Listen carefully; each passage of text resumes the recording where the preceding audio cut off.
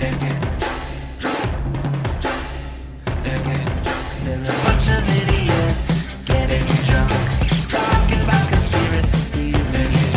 There's really not much more to it than that. You're listening to Drunk Theory.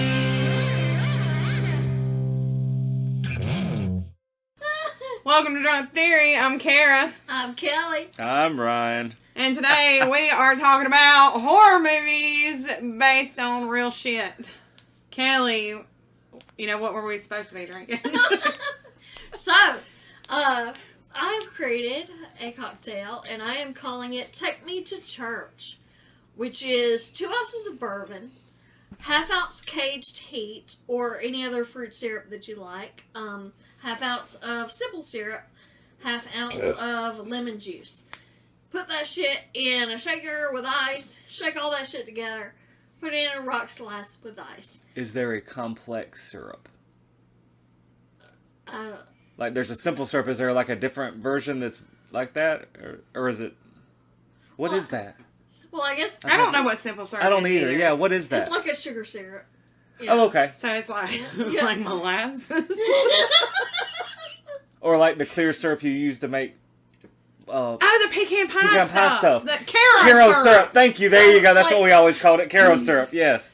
Whereas, like, the caged heat is tamarind, cardamom, and ghost pepper. That sounds like a weird flavor together to even... I think love it sounds I good. love I want to try it, though. It sounds like weird, it like is. it won't work, but a lot of shit that love it. sounds like it won't work, it's really fucking good, I feel right? like it would fucking kill me, though. Yeah. I love it. I would be in the bathroom dying from heartburn. So, Spontaneous human combustion. take me to church. 2 ounces of bourbon, half-ounce of fruity syrup. I like caged heat. That's what I'm using. Half-ounce simple syrup.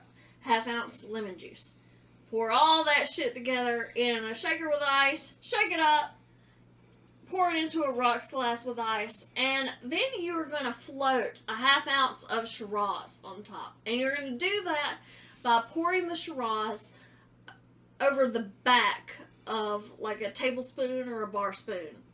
And it's going to make a nice pretty red ring around. I've seen that on TV. I know what you're talking It's going to about. make a nice pretty red ring around your drink. And it's going to be yummy, delicious, and wonderful. But it is spicy, so you might want to have your Tums close at hand. Our Tums is at Kelly's house. Yeah, that's right, because we share. We've been sharing the same bottle of Tums since 2020. But anyway, We took it to the concert with us and everything. But anyway, Take Me to Church is a lovely cocktail created by yours truly. I'm sure it's amazing. We opted to say fuck that drink because Kelly came over to our house and didn't want to have to bring shakers, and we don't have dishes. Yeah. So when I realized how much shit that I was gonna have to actually Uber over here, I was like, I'm just gonna bring beer. And a big bottle of Jim Beam. Yeah. So that's what we're doing. We're doing shots. Kelly's doing beer. I'm confident that I can make Kelly take a shot later. I feel like Blue I Ridge feel like that is the Rock worst Festival idea. should sponsor us to go to the concert this year. And I review emailed it. them last year and they didn't We even should. respond. You should. They're You like, should "Y'all send are another stupid." one and tell them of our. We can't tell yet. We can't tell yet. Damn. Don't speak on it. You think of our personalities. You're like rum. She's like beer, and I'm like bourbon. Does that mean that I'm like the most redneck or what? I don't know. Like, it made sense in my head when I said it, but then when I say it out loud, I feel like if we were going to do that, I would be beer. Even though that's not what I drink. But like personality-wise, I feel like I'm definitely beer. Right? Kelly, I think, is vodka. I And get you that are now. Now when you say it, Jägermeister. He's what? Jägermeister. I'm Jaeger. I can see that. I can see that. Well, let's ask 2 the minutes. folks. Yeah, okay. No, just 2 minutes. Yeah. If y'all had to group us into liquors based off our personalities, who are we? Yeah, I would like to know. I'm beer all day long. I think so. Right? I mean, I'm wearing a tank top right now, y'all. Or like a, It's Kentucky 30, bourbon. it's 36 Like, degrees outside, and she's wearing a fucking tank top. Just took my And flip yoga flops pants. off. They're actually Yep, right fucking next flops to me. everywhere. Yeah. The more inappropriate, the better. Yeah. Yeah. I definitely wanted that. I'll do that as a Twitter poll in a little bit. I'm pretty sure you have some funeral flip-flops somewhere. I do. Those are my good flip flops. I paint my toenails. We're leaving this shit in. Sorry. You almost killed Ryan. Yeah, I can't. That was good. I mean, just know that if you die, I'm rolling up in flip flops, but it'll be the good ones, and my toenails will be painted. So They better be painted black. yeah, So because I'm in everyone knows mourning you're or whatever. Thank you. Appreciate that. Unless it's somebody who sucks, and then I'll paint them like. Well, no, we're talking about his funeral. No, this is my funeral. Oh no! No, my funeral. I thought you just meant a general funeral. No, mine. Yeah, they'll definitely be black at your funeral. Yeah. Yeah, no, not sunshine yellow. No, don't. What the hell? Don't even suggest that. Horror movies based on real shit. Who wants to go first? So I think you should go in the middle because me and Ryan are both kind of ghosty, and yours is like completely different. Sounds good. So, Well, Kelly, I you're gonna mean, have to go first because yeah. Brian doesn't have any notes yet. I Ryan's watched notes are both. on the I watched TV. both the movies. I just need to write down the names of people, that their everybody's official names, and make sure I have it written down. And I'll have what I'm gonna say. I'm just, y'all know how I do. So, for my movie, I am covering The Exorcism of Emily Rose, which my co-host didn't even bother. I did not know that it mattered if we had seen the movie. I thought this was about the true story behind the movie. I did watch 2 movies, but I watched 2 from my thing today. So I would just like to put it out there that I I, was thought in the this spirit. was more about the. I was in the spirit the of what's story going behind. on. I am also going to tell you now.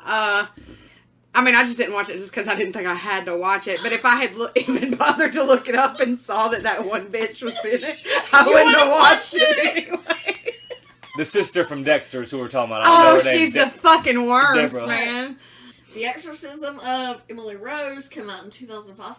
I actually went to see this at the theater on the night it premiered. Oh my fucking god! Why? Yeah.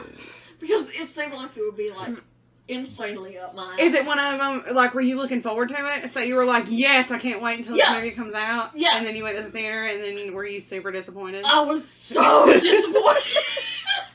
Because this should be insanely up my alley. Because it is a horror movie with a courtroom drama.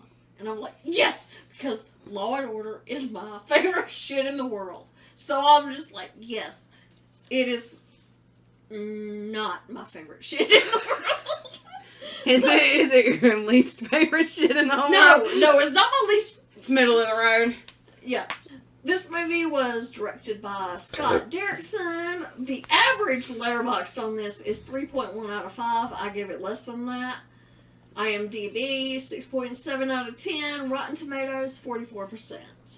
So we were talking about the cast. So Jennifer Carpenter is Emily Rose. Kara has some Fucking massive boo, problem man! with. God damn. We also have Laura Linney as Erin Bruner, who is the lawyer in this case. And honestly, the best thing about it. We also have Tom Wilkinson as Father Moore, who is the priest on trial. Basically, the movie story is Jennifer Carpenter's character is Emily Rose. She has been experiencing some wild ass shit. She gets diagnosed as epileptic, starts taking some medicine. It's not helping her.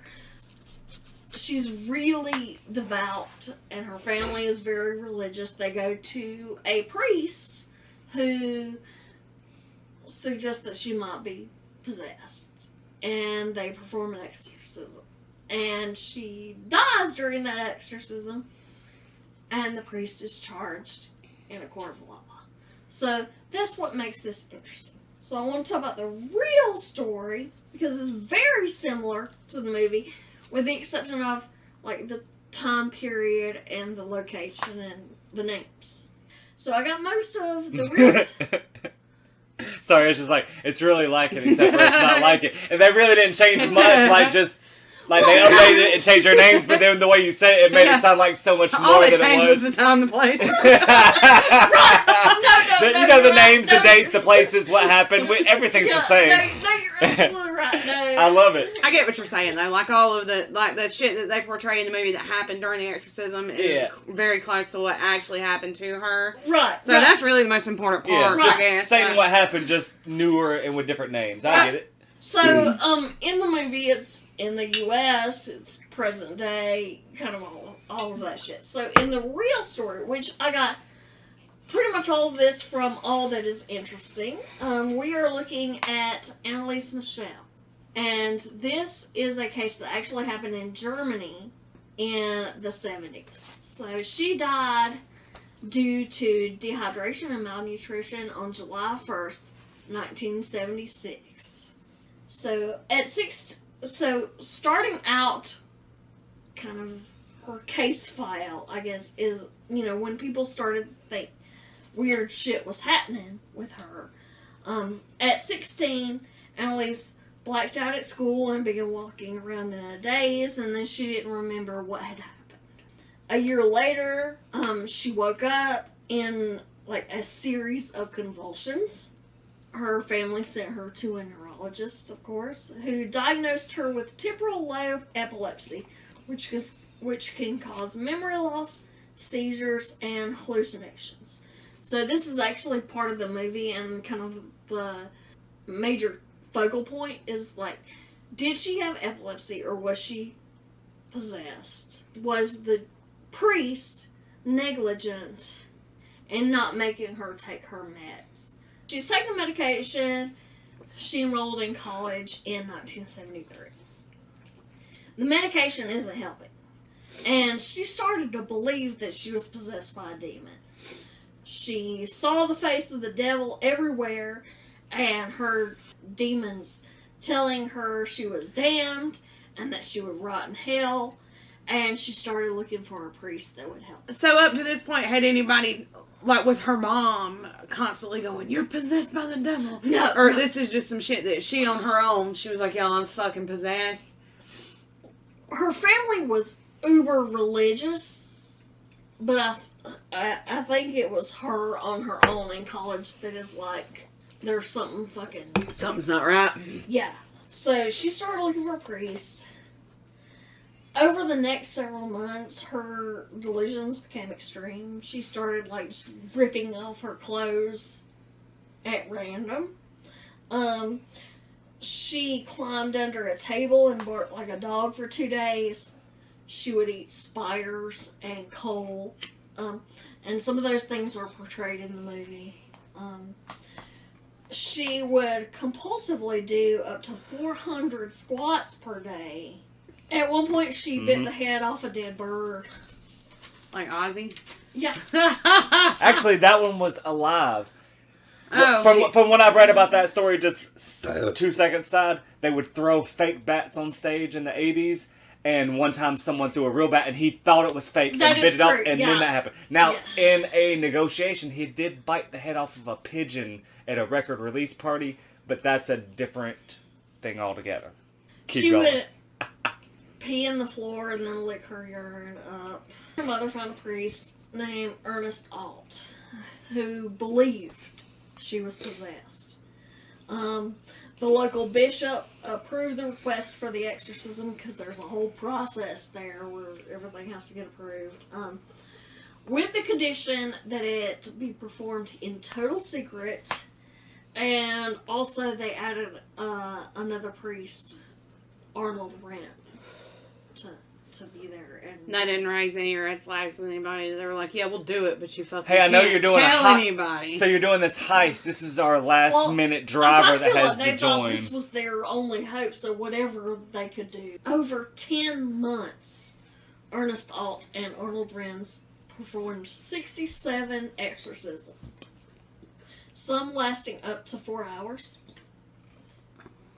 Annalise revealed that she believed she was possessed by 6 demons, which is actually something that comes up in the movie. And when you were talking about the barn, I thought that's what you were talking about, because there's one part where she runs into a barn and starts like spouting off the demons. No, that wasn't what I was thinking Yeah. of. I must have never seen it either at all. So she said that she was possessed by 6 demons: Lucifer, Cain, Judas Iscariot, Adolf Hitler, Nero, and Fleischmann, who was just a disgraced priest. And also, the demons would argue with each other, like within her. So when she was Hitler, she once said, "People are stupid as pigs. They think it's all over after death." It goes on. And then Judas answered within her and said Hitler was nothing but a big mouth who had no real say in hell. So Annalise would frequently talk about dying to atone for the wayward youth of the day and the apostate priests of the modern church. She actually broke bones and ripped the tendons in her knees from kneeling in prayer. Damn. She was 23 when she died, so she was actually older than the Emily Rose character, who I think was like 19 in the movie. The 2 priests were charged with negligent homicide, just like the priest in the movie. They played a recording of the exorcism in court. They were both found guilty of manslaughter and sentenced to 6 months in jail and 3 years probation. So that's pretty consistent with the movie as well. The priest was found guilty but sentenced to time served. The parents were never charged, but religious groups still visit Annalise's grave. Like, they think of her like a saint. They write notes with requests and thank yous and leave them at her grave still. And they pray and sing around her grave. So she is kind of like a modern day saint now. Which is kind of neat. That's fucking wild. But so she died from malnutrition and dehydration. Right. I know, is it you can go 3 or 4 days tops without water. Right. So did they do a 4-day exorcism where she was not allowed to drink water? No. I don't understand why they were, I kind of understand why they were charged, but I kind of don't if those are the reasons that she died. Right. Because usually when you have a exorcism death and you have a priest charged, the priest has actually done something. And I actually saw, there was a case in Romania, I want to say, in like 2005, 2006, where the priest had like gagged a woman, tied her up, put her in a room for like 4 days. No food, no water. She died. Well, yeah. So the priest actually caused her death. In this case, that wasn't ever charged. Because the priest the whole time is trying to get her to eat, trying to get her to drink. So how did they get convicted if her cause of death is not eating and drinking and he didn't have anything to do with her not eating and drinking? I think it was just... is it just to shut everybody up or whatever? And that's why they only got 6 months for, know? It may very well have been, like... And that's why I think this one is interesting. Because when you look at... There are definitely others. So this isn't like a isolated case. But when you look at the others, it's like there is a reason to charge the priest. It's like the priest did some shit that caused the death. In this case, they didn't. Yeah. They tried to make her eat. She wouldn't. They tried to make her drink. She wouldn't. That feels to me like, even if there hadn't been an exorcism going on, what if they had just called a priest to the house? He still could have gone to jail. And I feel like this is some horse shit. Is what I feel like. Yeah. Which is kind of why the sentence was so low, because the 6-month sentence was probably what they had already served, which is what they actually had in the movie. It was like sentence to time served. Are there? You said they played the tapes or whatever in the courtroom. Is that available? Like, where can I watch these tapes? Is that a thing? I bet YouTube has it or something. I don't think they're videotapes. I think they're audio. Where can I listen to these tapes? Oh, I don't know, but that is a thing that I will look for. I would love to have an opinion from some of our our legal listeners, like Killing Mrs. Hidden, like Oh, Comedy about Round- why they got Comedy Round- charged or whatever. But remember, this was in Germany, not in the U.S. So could this have happened in the U.S.? That's the question. And then I also want to say, if I believe everything that the movies has taught me, the only people who can, there's a specific group of people who can do exorcisms, and that's all by the Vatican. Do they not have their own fucking law system also? But that doesn't count here. Yeah. So It doesn't count here. They didn't get fucked up here. They got fucked up over there. I don't know what happened in terms of with the priests, like if they offered any backing or offered any legal support. In the movie, the law firm that worked for the archdiocese represented the priest. I'm guessing that's probably what happened in this case. Yeah. But I don't know that. I don't know. I picked The Hills Have Eyes. I was not aware that we were supposed to watch the movie. I thought that it was, we were picking movies based on real shit, and then we were going to talk about the real shit. So I can tell you that first If you haven't off, seen the movie, what do you know what's no, I have seen the movie, but it's been a very long Yeah, time, so I don't have I any gotcha. specifics or whatever to give y'all. I can tell you that the name of my notes are The Hills Have Beans, and you'll know why here in just a minute. So The Hills Have Eyes is a movie from 1977. or like 2008. By Wes Craven. There was also a remake in 2006. I've watched that one kind of recently. It's been a couple months we watched it. We watched it because Laura Ortiz was in it. Remember, we had a whole thing, and then I was like, she was the little girl, and then we watched it. So Laura Ortiz is in the fucking Hills Have Eyes remake, if that makes y'all feel any better. So this movie is about a traveling family who falls victim to a group of gross cannibals in the desert. Supposedly, you said you watched it. Both of y'all watched it. Yeah. Does it come up and say, is it one of those that comes up and says based on a true story or whatever? But supposedly, according to the Google, this movie was actually based on the story of the Sony Bean clan. Hence, The Hills Have Beans.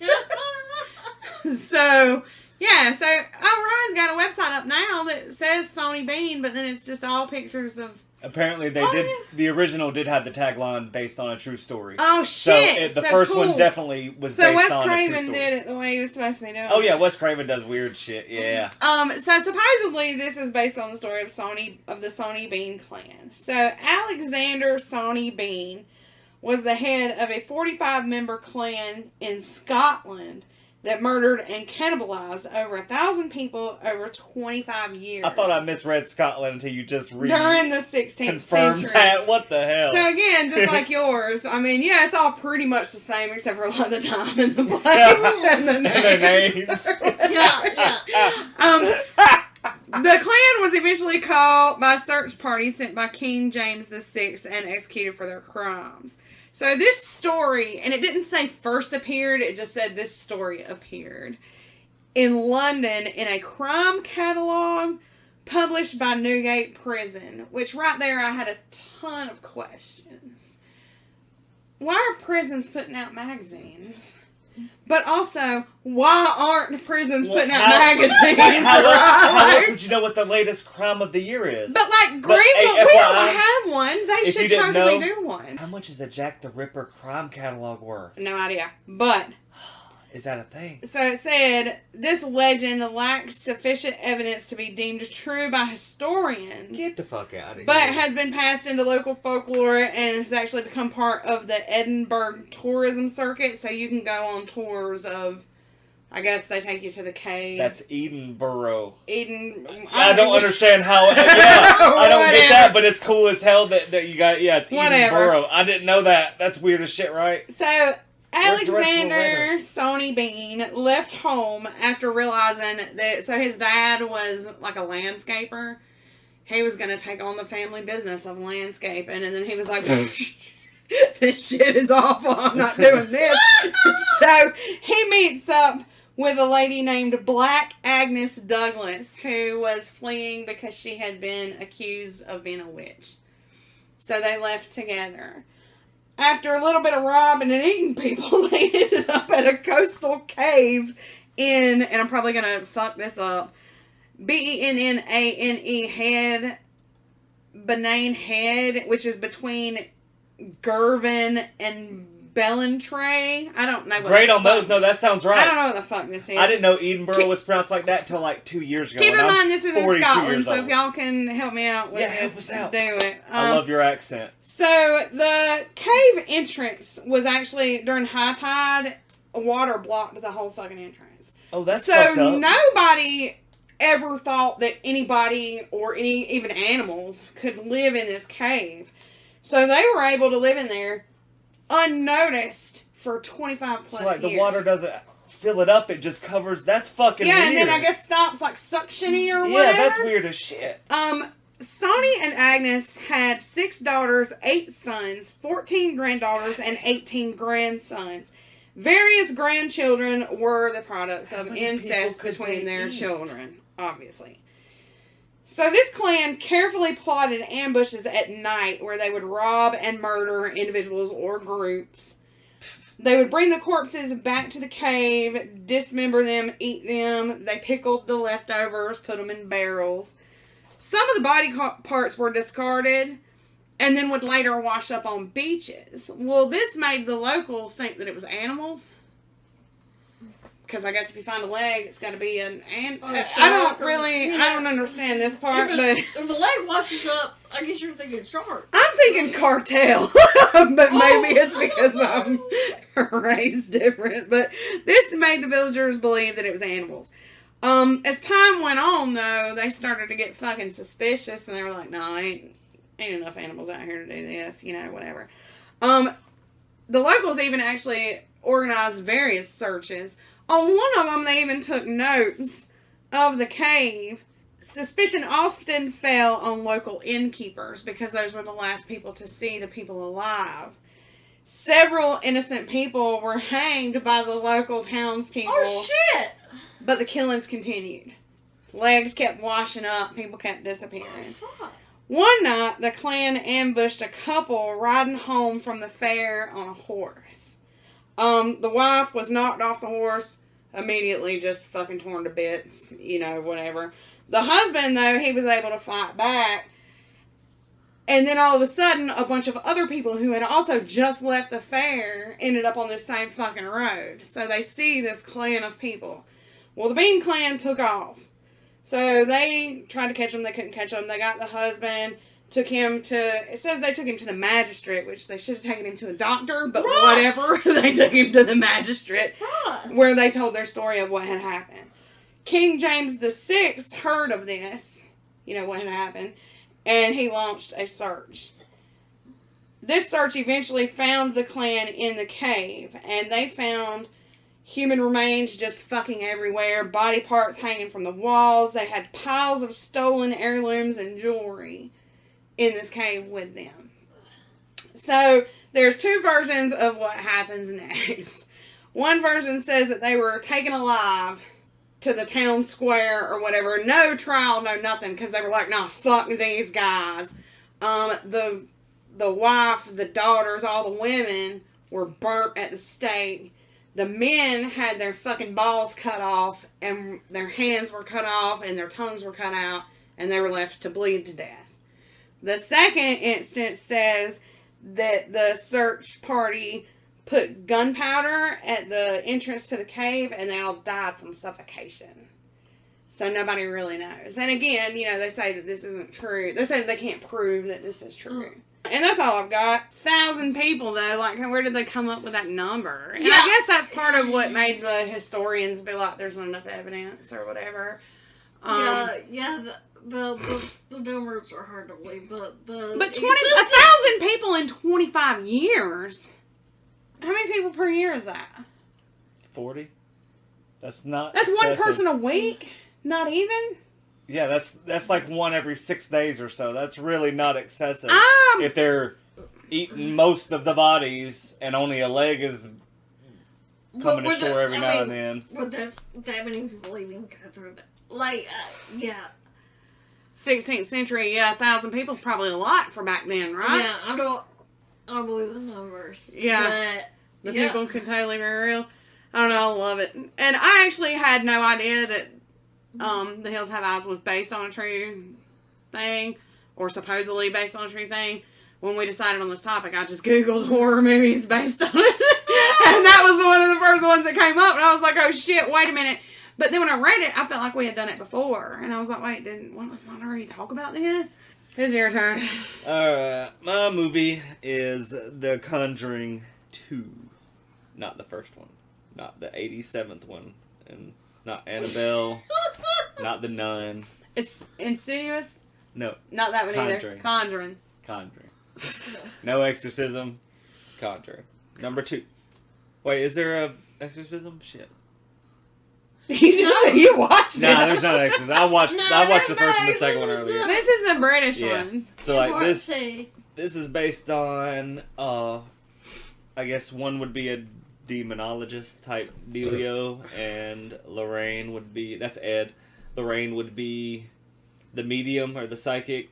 Ed and Lorraine Warren, not when they're born, they were married in 45. I'm not going to talk about super detailed shit. They were married in 45, and they started the New England Society for Psychic Research in 52. The Conjuring 2, the first one had the Annabelle doll, which everybody is quite familiar with. Yeah. The second one was based on the Enfield poltergeist, is how he was known. Yeah. Oh, I was waiting on you to comment on the Crooked Man. Yeah, the Enfield poltergeist would be the man who used to live at 284 Green Street in a little brownstone in Enfield, London. And he was known as the Crooked Man, or Bill.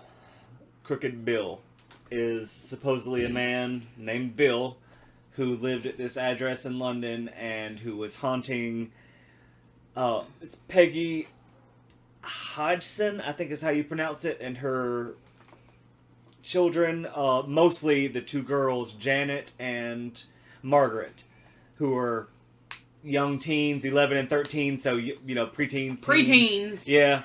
New Kids on the Block era. Yeah, they called the cops quite a few times, or the constables, as you would say in England, about the noises, things moving around, levitation, thrown shit, the voices coming from nowhere. Let me tell y'all. So, if you 18 months, 30 different people said they saw shit moving. If you walked into Taylor's room and she was levitating, is the police going to be your first fucking call? No. Who would you call first? Because I know that it would not be the cops, but then I also don't know who it should be. Yeah, I don't know now. Cops can't help with levitating, y'all, just FYI. I'm just thinking I would call 911 and be like... My kid's levitating? That's awful. That's how you get shot. No, don't call 911 if somebody's levitating. Call the Vatican. Who's got the Vatican? Is Yuri Geller still alive? Maybe get him here. In the movie, it seems to be the Warrens were there for like a whole bunch of the stuff. Some of the research I've seen has said they maybe were not there all that much, like the movie said, but a lot of the stuff that happened in the movie is what supposedly really happened, just that maybe they weren't there for the whole... For it, yeah. Yeah, for a lot of the shit that happened, you know, to make the movie, I guess, more popular, you know, whatever. So, they had a lot of things of furniture get knocked over, thrown across the room. There was a couple other investigators there before them, Maurice Gross and Guy Playfair. Guy kept doubting it. He doesn't think it happened, that either the voices that happened, which were supposedly like the guttural sounds and the men's voice and all that, were just the invention of the 13-year-old. And at one point there was some faking done that they caught on camera. So is the whole thing fake? Part of it? Who knows? So what's fake? Okay, so Janet, one of the people that was there, a video camera caught her bending spoons and trying to bend an iron bar that was left there. Yeah, there is no spoon. Shit. And using a broom handle to hit on the ceiling to make noise and stuff when it was supposed to be just... So she was faking it? They say part of it. The Warrens said that only that part was faked. Supposedly, what really happened is they only showed up unannounced way, way later after it got a bunch of media attention. Yeah, the Warrens, and that they weren't involved nearly at all. All the pictures and video and all that shit had already been done, and they had already seen it from the news. then came trying to help and get more money out of it. So that is wild to me because I love the Warrens. I don't give two fucks. I still want to visit the museum. About them. They have a museum I would in pay for Connecticut. the dinner with that lady. No shit, we were just talking about that. We should totally fucking go. I would love to see that. Yeah. This is not the first instance I've heard of them showing up unannounced, uninvited to stuff that was media heavy or whatever. And then too, right? Turning it into something that it probably fucking wasn't. So were they fucking grifters? I mean, they might have fucking been, but they were fucking damn good at it. And I don't give a shit if they were. Even if they came out today and they were like, all of this shit is fake, I still want to see the Oculus mirror. Because this is the mirror that they convinced the whole entire world, could make you fucking eat a light bulb and think it was an apple. Or whatever. Like, it's still awesome. Yeah. It's a different kind of awesome, but it's still fucking awesome. Yeah. So what do you think? Do you believe them? Do you believe the Annabelle doll? Do you believe the... This specific one, the infield, not necessarily, but... They've investigated a lot of different ones, from Amityville to the Annabelle doll, different ones. I feel like, more than likely, at least a few of them were real. There's like 15 Conjuring movies, so I don't know which one. I feel like they did it over multiple ones. Supposedly something happened to her. She saw something that was super fucked up that fucked her up. Do you remember that? They talked about it in the second one, so that happened, at some point.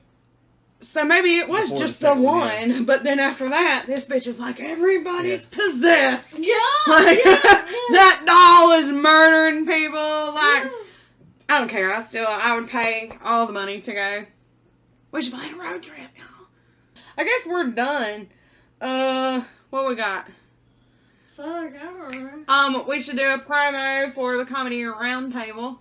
I love them so much. I do too. Hopefully we can meet up with them again sometime soon. We have their little trailer thing we're going to play in a minute, but we love them. They're amazing. So here is their thing.